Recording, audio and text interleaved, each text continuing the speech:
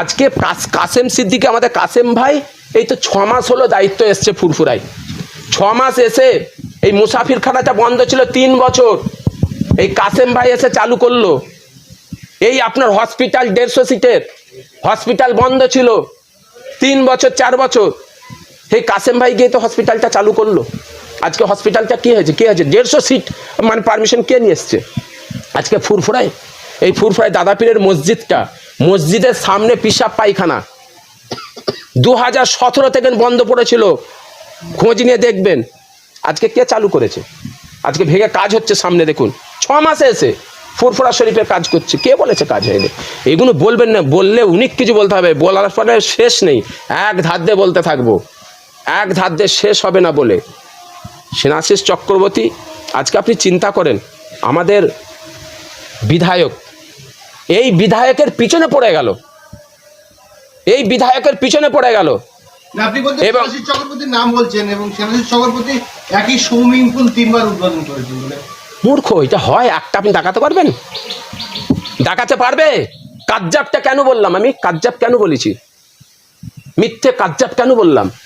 দেখাতে পারবে? প্রমাণটা দিতে পারবে? 3 বার হচ্ছে উদ্বোধন হয়েছে, 3 বার উদ্বোধন হয়েছে।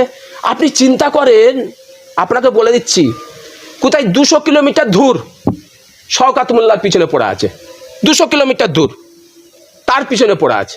কোথায় হারোয়া এমএলএ সাহেব, তার পিছনে পড়ে আছে। কোথায় জগৎবল্লভপুরে লবি তৈরি করে দিয়েছে, সেই এমএলএর পিছনে পড়ে লবি তৈরি করে রেখেছে। আরে তারপরে আপনি দেখুন, আপনার হচ্ছে আকবর আলী খন্দকার উন্নয়নের কাণ্ডারি, ফুরফুরায় উন্নয়নটাকে নিয়ে এলো, জাঙ্গিপাড়ায় উন্নয়ন এলো সে আকবর আলী খন্দকার, তানার স্ত্রী ভদ্র মহিলা সাথী খন্দকার তার পিছনে পড়ে গেছে, তার পিছনে লেগে গেছে।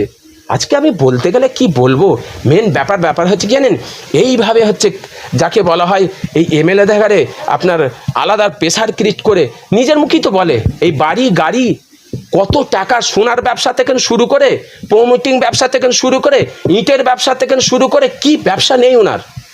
কি ব্যবসা নেই? কি করেন? উনি তো নিজেই বলেছে মাইকে, আপনারা শুনেছেন, যে আমার কত টাকা আছে আমি জানিনি, আমার কি হিসাব, আমার কোনো হিসাব নেই। এইভাবে আপনি এদের হচ্ছে মানে যাকে বলা হয় আলাদাভাবে প্রেসার ক্রিয়েট করে। এ যেন মনে হচ্ছে এই টিএমসি দলের হচ্ছে ইনি হচ্ছে যেন মনে হচ্ছে যত এমএলএ আছে যেন ওদের হচ্ছে মানে নিয়ে বসে আছে, ঠিকাদারি, টিএমসি দলের ঠিকাদারি। আমি সেদিন জলসা থেকে আসছিলাম, পরশুদিন আমি জলসা ফিরতে সকালবেলা, আমাদের একজন মুরব্বী আমার মামা যান পীর সাহেব, সকালবেলা দেখা হয়ে গেল, বলে কি রে এ কি করছে, আমাদের মান একটু সম্মানকে শেষ করে ফেললো। প্রত্যেক দিন একটা করে বাইট দিচ্ছে, এই হচ্ছে 500 টাকা 1000 টাকা করে ইউটিউবার কোনোকে ডেকে নিয়ে আসছে, এই 2-1টা আছে সাথ ঘুরছে, এই নিয়ে প্রত্যেক দিন এরম মিথ্যে অপপ্রচার, আমাদের মান সম্মান শেষ হয়ে গেল। জানিস কালকে রাত্রে, গত পরশু দিনে একটা হেভি ওয়েটের মন্ত্রীর কাছে গেছিলো, গিয়ে বলছে, এক তো এইদিকে দলের পিছনে বিরুদ্ধে কথা বলছে, এইদিকে দলের টিএমসি অমুক তমুক করে সমস্ত এমএলএ এমপির পিছনে লেগে আছে, আবার সেই দলের বড় নেতার কাছে তার বাড়িতে গেছিলো, তার বাড়িতে গিয়ে বলছে যে আমাকে ভোট দিতে হবে, আমাকে অমুককে নেতা করতে হবে, এমএলএ টিকিট দিতে হবে। আরে মূর্খ, সে বলছে আরে হুজুর, সে আমাকে আমি ফোন করেছিলাম তাকে রাত্রে, তাকে আমি সঙ্গে সঙ্গে ফোন করলাম যে কি আপনার এখানে এসে, বলে হ্যাঁ একজনকে সাথে করে নিয়ে এসেছিল, নিয়ে এসে বলছে একে টিকিট দেন, বলছে ওখানে আপনাদের এমএলএ কিছু করতে পারবে না, ওখানে এই করেছে ওই করেছে। বলছে সে বলছে হুজুর আমি মানে পাগলা হয়ে গেল, সারা জীবনটাই এরম করে গেল, ফোনের উপরে ফোন, এত ফোন করছে আমাকে, মানে আপনাকে কি বলবো হুজুর, লাস্টে বলুন বাড়িতে আসো। সেই বাড়িতে এসে মানে এমন একটা অবস্থা তৈরি করছে, এমন একটা অবস্থা, এটা আমার ক্ষমতা আছে?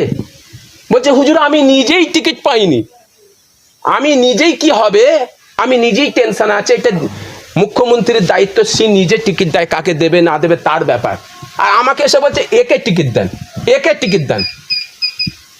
বুঝতেছেন ব্যাপারটা?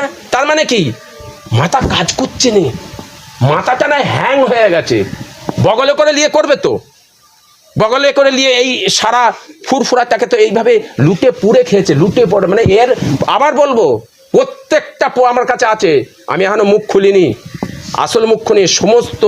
আমি আপনাদের বলেছি, ওকে হাই আমাকে মেরে দিতে হবে, হাই ও আমাকে মেরে দেবে, আর না হাই ও আমাকে আমার ব্যাপারে জাহেক করবে, তার আগে ও বাঁচতে পারবে না।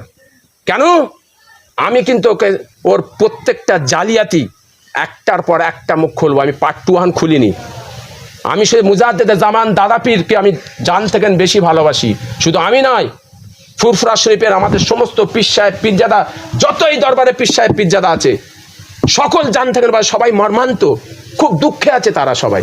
এই সব ব্যাপার, এইসবের জন্য মুখ লাগাতে পারে না ব্যাপার জায়গায়। তো শেষ কথা আমি একটা বলি, ছাগল দিয়ে নাগল চাষ হয় না। কি বললাম? ছাগল দিয়ে নাগল চাষ হয় না, বলদ লাগে, বলদ।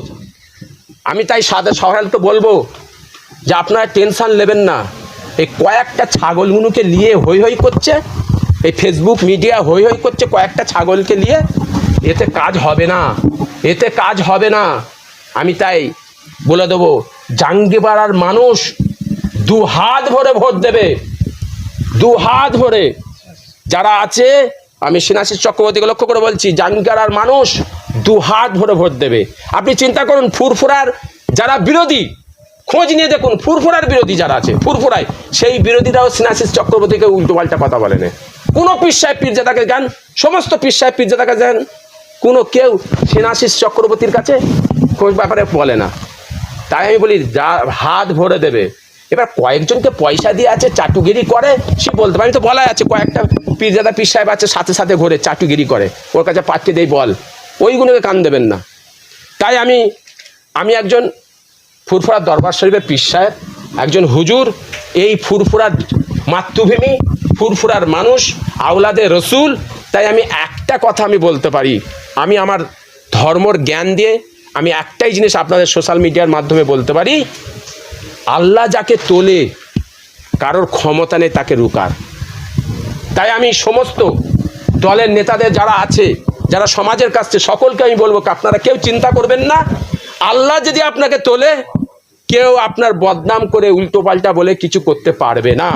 তাই আল্লাহর রহমত হোক। আমি সকল কাছে এই ফুরফুরা দরবার শরীফ থেকে বলতে চাইছি, সোশ্যাল মিডিয়া কিছু দালাল আছে, পাচাটা আছে, তারা বলবে, কমেন্টের মাধ্যম দিয়ে আপনারা বুঝে যাবে, কমেন্টগুলো দেখলেই বুঝতে পেরে যাবেন, তারাই বলবে। আপনারা চিন্তা করবেন না, মুজাদ্দেদের দাদা পীরের নীতি আদর্শের মধ্যে আমরা আছি।